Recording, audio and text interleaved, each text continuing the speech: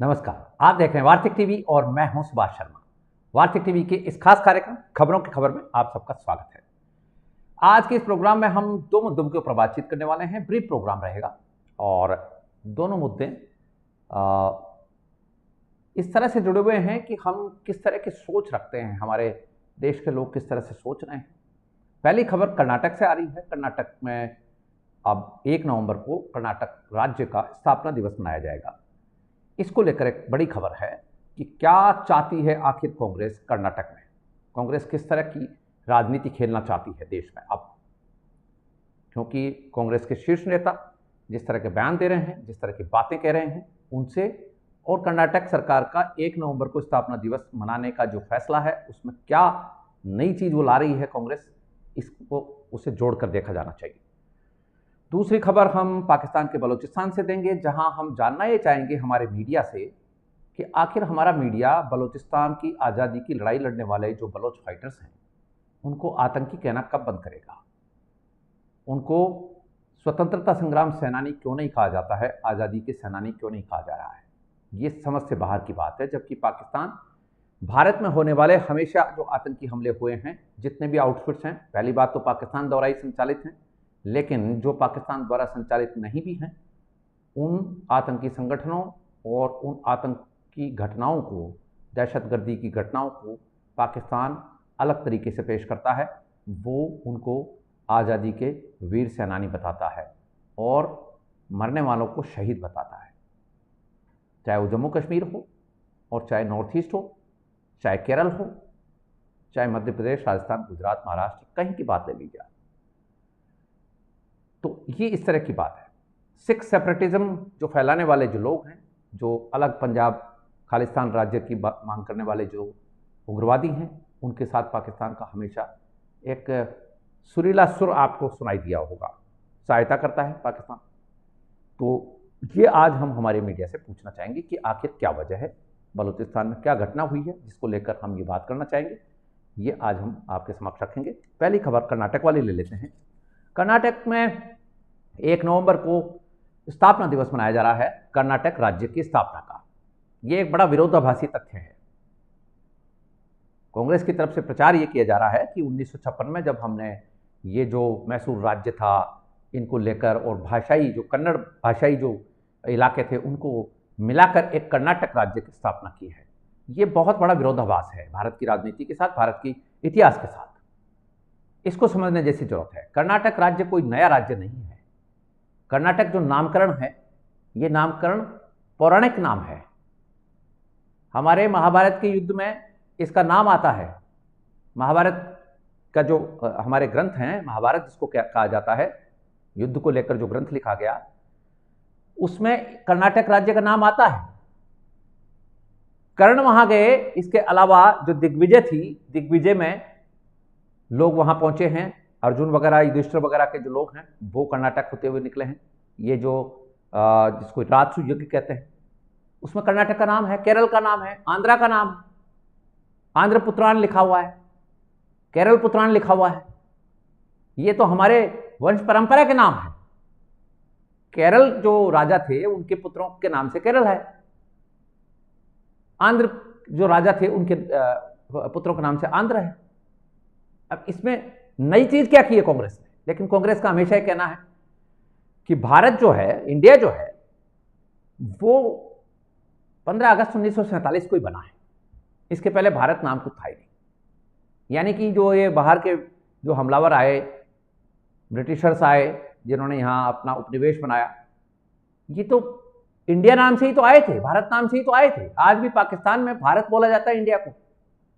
वो हिंदुस्तान नहीं बोलते, भारत वाले हिंदुस्तान बोलते हैं, वो भारत बोलते हैं। अरब में आप चले जाएंगे तो हिंद बोलेंगे, और इस पूरे सब कॉन्टिनेंट के लोगों को हिंदी कहते हैं, चाहे उसमें मुसलमान ही क्यों नहीं हो। भारत उपमहाद्वीप का कोई भी व्यक्ति यदि वहां जाता है तो उसको हिंदी कहते हैं। मुसलमान भी होगा तो हिंदी कहेंगे, वो हिंदी के नाम से बुलाएंगे, तुम हिंदी हो, वो बोलते हैं।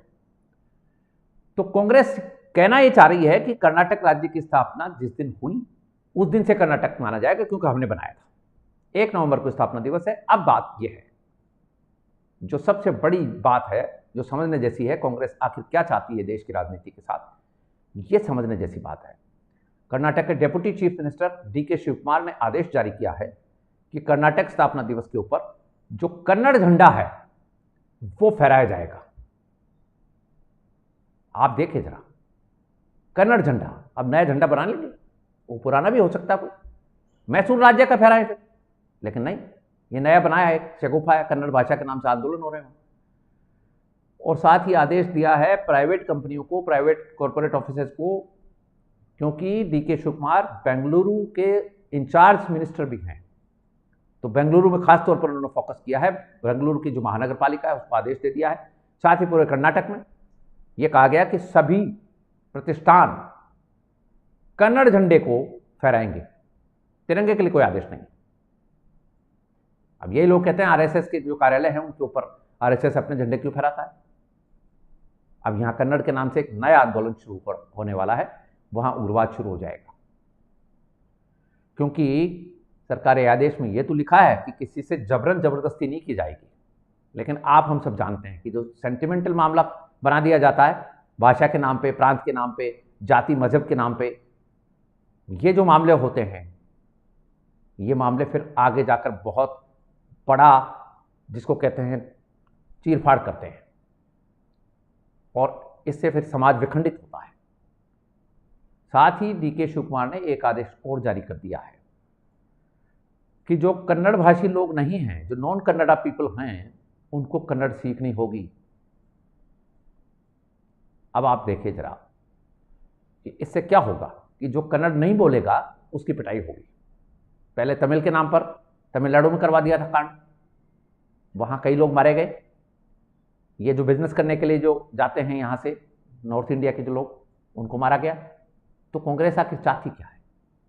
बिजनेस ना हो देश में, शांति व्यवस्था ना हो, कभी प्रांत के नाम पे, कभी भाषा के नाम पे। जब देश एक बन रहा था, जब आप कहते हैं इंडिया हमने बनाया 47 में, तो आप एक निशान की बात क्यों नहीं कर रहे थे? जम्मू कश्मीर को दूसरा निशान दे दिया, नॉर्थ ईस्ट के साथ कुछ और ही प्रयोग कर रहे थे। तो कांग्रेस बेसिकली जो राहुल गांधी कह रहे हैं कि जातिगत जनगणना होनी चाहिए, हिस्सेदारी तय होनी चाहिए, ये जो चीजें हैं, हालांकि हरियाणा की जनता बहुत समझदार निकली, हरियाणा ने उसको बाइट नहीं किया है, बिल्कुल भी नहीं, लेकिन जम्मू कश्मीर में आपने देख लिया। अब ये बात जरूर है कि कांग्रेस की जो जम्मू कश्मीर की जीत है उसमें किरकिरी पड़ गई है हरियाणा वाली, इसलिए खुशियां तो नहीं मना पा रहे। देशवासी भी समझ रहे हैं कि 370 की वापसी कराने वाले सेपरेटिस्ट जो लोग हैं, जो पाकिस्तान से बात करने की दलील रखते हैं, दबाव डालते हैं, वो फारूक अब्दुल्ला, वो नेशनल कॉन्फ्रेंस, वो उमर अब्दुल्ला, जो कहते हैं कि जम्मू कश्मीर के संसाधनों के ऊपर 1 करोड़ 40 लाख का हक था, 370 हटने के बाद 140 करोड़ का हो गया है। यानी कि आप भारत से कश्मीर को अलग ही रखना चाहते हैं हमेशा ही। उन लोगों के साथ कांग्रेस गई है और सत्ता में आ गई है, ठीक है, लेकिन देशवासी तो समझ गए आपकी खुशी अपनी जगह होगी। तो यह स्थिति कांग्रेस ने कर रखी है। अब कर्नाटक में क्या होगा आप देख लेना, आगे के दिनों में आप देख लीजिएगा कि कर्नाटक में इस नाम से बहुत उपद्रव शुरू हो जाएगा। जो कर्नाटक में गया आदमी बिजनेस व्यापार करने, कॉर्पोरेट में नौकरी करने, अब जिस बच्चे ने आईआईटी से इंजीनियरिंग की है या किसी इंजीनियरिंग कॉलेज से इंजीनियरिंग की है, वो नौकरी करने जाएगा बेंगलुरु, या कि कन्नड़ सीखेगा पहले? वो तो वहां रहकर ही सीखी जा सकती, साल 2 साल में, 3 साल में, 4 साल में आई जाती है भाषा बोलनी। अब इसका मतलब तो ये होगा कि पंजाब में नौकरी करने जाए जो पंजाबी बोले, जम्मू कश्मीर में जाए वो फिर वहां की भाषाएं बोले। जबकि कर्नाटक की यदि हम बात करें तो 6.25 करोड़ की जो पॉपुलेशन है कर्नाटक की, 2011 के सेंसस के आधार पर बता रहे हैं, इसमें कोडवा, कोंकणी, तुलु, उर्दू, इंग्लिश, ये कर्नाटक में बोली जाने वाली भाषाएं हैं, लोग बोलते हैं। अब कोंकणी वालों को आप ये कहें कि आप कोंकणी मत बोलिए, तुलु मत बोलिए, तुलु जबकि वहां की पौराणिक भाषा है, लेकिन आपने तो फरमान जारी कर दिया। तो जब आप कर्नाटक राज्य में एक कन्नड़ भाषा की बात कर रहे हैं और ये कह रहे हैं कि बाकी जो भाषाएं हैं, जो अल्प भाषा है, एक तरह से कम लोगों की डिस्ट्रिक्ट है, इसको ना बोलें, तो फिर आप पूरे देश में कैसे इस तरह की बात कर रहे हैं कि अलग अलग जगहों पर अलग अलग भाषाएं होनी चाहिए? मेरी मातृभाषा यदि तुलु है तो मैं तुलु में बोलूंगा, मुझे आप कंपेल तो नहीं कर सकते, ये तो चार्टर भी है यूएन का। जो बांग्लादेश बना है बांग्ला भाषा के आधार पर ही तो बना, यही तो आंदोलन था। और आंदोलन दूसरा कौन सा था? बांग्लादेशी लोग ये कह रहे थे, पूर्वी पाकिस्तान के लोग, कि हमें बांग्ला भाषा से प्रेम है। आंदोलन हुआ, मान्यता मिली उसको। तो आप यदि यह कहना चाह रहे हैं कि पौराणिक भाषाएं खत्म करके, तो या तो ये करते कि देश आजाद हो रहा था तो एक भाषा कर देते, लेकिन नहीं किया गया क्योंकि अंग्रेज नहीं चाहता था। आपने उसी परंपरा पर बात को आगे बढ़ा दिया। अब आप नई कहानियां लिख रहे हैं, तो प्रांतवाद के नाम पर, भाषावाद के नाम पर ये झगड़े टंटे आपकी पुरानी रवायत है। पूछा जाना चाहिए, देश की जनता पूछे कांग्रेस से कि भैया आखिर चाहते क्या हो आप? देश में हमेशा आगजनी चाहते। नॉर्थ ईस्ट जल रहा था, साउथ में आग लगी पड़ी थी, पंजाब जल रहा था, कश्मीर में आए दिन आतंक आतंक आतंक आतंक, वहां के हिंदुओं के साथ जो अनाचार अत्याचार हुआ आप बोले ही नहीं, आपने जिम्मेदारी नहीं ली। पाकिस्तान में हिंदुओं के साथ कुछ हुआ, आपने कभी जवाब नहीं दिया। लियाकत पैक्ट में फंस गए नेहरू जी। बांग्लादेश बना तो दिया इंदिरा जी ने, लेकिन वहां रहने वाले हिंदुओं के बारे में कुछ नहीं सोचा। 24% से 8% पर आ गए। आज ही वहां पर पंडाल में छत्र चुरा ले गए माता जी के मंदिर की। यह स्थिति आपने की है। तो ये खबर कर्नाटक की बड़ी जबरदस्त खबर है, और इसमें देखने वाली बात यह रहेगी कि आगे क्या हालात बनेंगे। पौराणिक नामों के आधार पर बना हुआ कर्नाटक राज्य का श्रेय 1 नवंबर 1956 को कांग्रेस इस तरह से लेना चाहती है कि राज्य हमने बनाया, इसका नामकरण ही हमने किया, जबकि कर्नाटक पौराणिक नाम है। ये बात आप लोग ध्यान रखिएगा।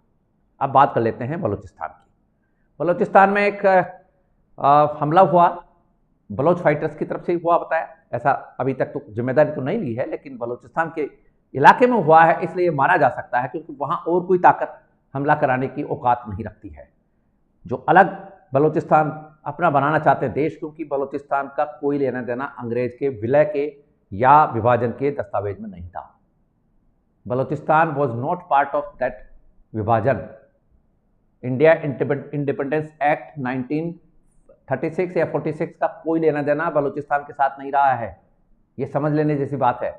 बलूचिस्तान के ऊपर अटैक करके जिन्ना ने सेना के मार्फत वहाँ के नवाब को एक तरह से पकड़ा और प्रांत को मिला लिया, और तर्क ये दिया मुस्लिम मजलिस में कि हमारे मुस्लिम भाइयों का है ये प्रांत, जबकि वहाँ हिंदू बहुत रहते हैं, आज भी हिंदू हैं, और मराठा वंशज वहाँ ज़्यादा हैं। तो किस आधार पर आपने किया? आज भी वो वीर मराठा कहते हैं अपने आप को बलूचिस्तान के लोग। तो बहरहाल बलूचिस्तान इन्होंने छीन लिया, हथिया लिया, मतलब छीन के लिया, हथिया लिया, जैसे कश्मीर हथियाना चाह रहे थे। तो बलूचिस्तान से खबर है, ये जो धमाका हुआ, हमला हुआ है, ये एक कोयला खदान में किया गया। अब धमाका है और साथ ही एक साथ खड़े करके, मेरी रिपोर्ट से आ रही है, अल जजीरा की रिपोर्ट के मुताबिक, एक साथ खड़ा करके 20 लोगों को भून दिया गया। ये बलोच फ्रीडम फाइटर्स की तरफ से हुआ है या किसी और की तरफ से, अब ये क्लियर नहीं है, लेकिन ये 4 दिन में दूसरा हमला है। हमारा मीडिया इसको दूसरा आतंकी हमला कह रहा है। ये बड़ी जाति है, इसको सुधार करना चाहिए। बलूचिस्तान की आज़ादी की जंग लड़ रहे हैं वो, स्वतंत्रता संग्राम सेनानी, उनको सेनानी लिखा जाना चाहिए। आपकी क्या सिंपैथी है पाकिस्तान के साथ? आप वो अपनी आज़ादी के लिए जंग लड़ रहे हैं, उनको लड़ने दीजिए। यदि उन्होंने मारा है इनको, जो आताई हैं, जो बलूचिस्तान के ऊपर अनाधिकृत कब्जा करके बैठे हैं, ऑक्यूपेशन में ले रखा है, उनके संसाधनों के ऊपर कब्जा कर रखा है, तो कोयला निकाल रहे थे, उन्होंने भून दिया उनको। उसमें पाकिस्तान के अलग अलग प्रांतों के लोग हैं। 20 लोगों को तो तुरंत ही पहुंचा दिया और 7 लोग इसमें घायल हैं। अभी तक इस हमले की कोई जिम्मेदारी नहीं ली है। यह बलूचिस्तान के डुकी क्षेत्र में हमला हुआ है, और बताया जा रहा है कि रॉकेट का इस्तेमाल भी हुआ है, हैंड ग्रेनेड्स भी इसमें फटे हैं, आधुनिक हथियार भी इस्तेमाल हुए हैं, और कोल जो इंजन होते हैं निकालने के, कोल को तोड़ने करने के वाले, वो भी डिस्ट्रॉय कर दिए, क्योंकि उनका जो असल रोष है वो ये है कि हमारे संसाधनों के ऊपर किस तरह से तुमने कब्जा कर रखा है, किस तरह से तुम ले जा रहे हो, चोरी कर रहे हो हमारे संसाधनों को। तो ये जो खबर है, इस खबर में हम ज़्यादा डिटेल में इसलिए नहीं जा रहे कि हमारा फोकस इसमें यह है कि हमारा मीडिया इनको आतंकी क्यों कह रहा है। बस हमारा इतना इसमें दलील यह है, हमारा इतना सही कथन है इसमें।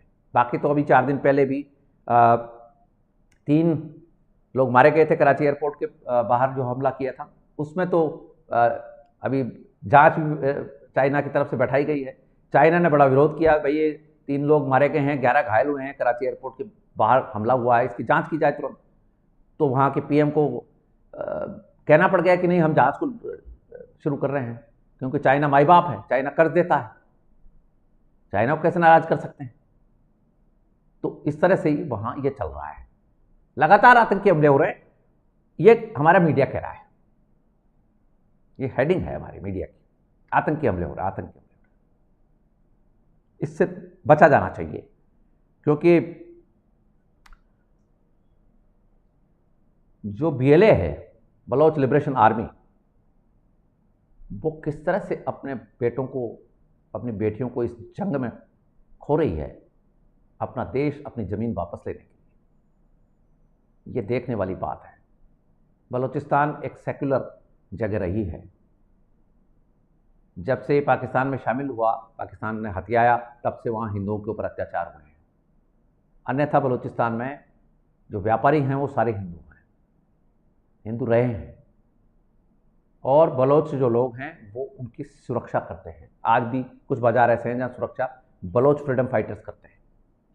वो सेक्युलर चुनाव भी उनका जो था शुरुआती, जो जब बलूचिस्तान को इन्होंने हथियाया और चुनाव हुआ वहाँ, तो वहाँ सेक्युलर पार्टीज़ को वोट ज़्यादा मिले हैं। ये बलूचिस्तान है। हम तो बलूचिस्तान में कुछ नहीं कर रहे। हमारी सरकारों को ग्वादर पोर्ट भी मिल रहा था, जिसको लेकर बलोच फ्रीडम फाइटर्स बड़ा झगड़ा कर रहे हैं, अपना वापस छीनना चाह रहे हैं, लेकिन हमने नहीं ध्यान दिया। जॉर्डन के किंग ने कहा था हमारी तत्कालीन सरकारों से कि ग्वादर पोर्ट आप ले लो, आपके नज़दीक है, हमारे तो कोई काम का है नहीं। लेकिन हमारी सरकारों ने कहा कि हमें वहाँ क्यों जाना है, ये तो हमारी दूरदर्शिता है। और अब हम कर्नाटक में कन्नड़ के नाम पर नया एक बखेड़ा करना शुरू करना जा रहे हैं। ये हमारा उस लेगेसी की कांग्रेस, जो कि अपने आप को सबसे बड़ी पार्टी मानती थी, सबसे पुरानी पार्टी मानती है, देश को आज़ाद कराने वाली पार्टी मानती है, देश को नया नाम देने वाली पार्टी मानती है।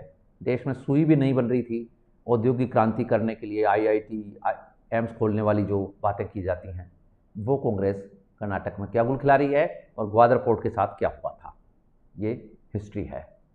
ये था आज का कार्यक्रम। आपने हमें ज्वाइन किया, इसके लिए आपका बहुत बहुत आभार, धन्यवाद। I wish you good luck, success and happiness. Thank you so much.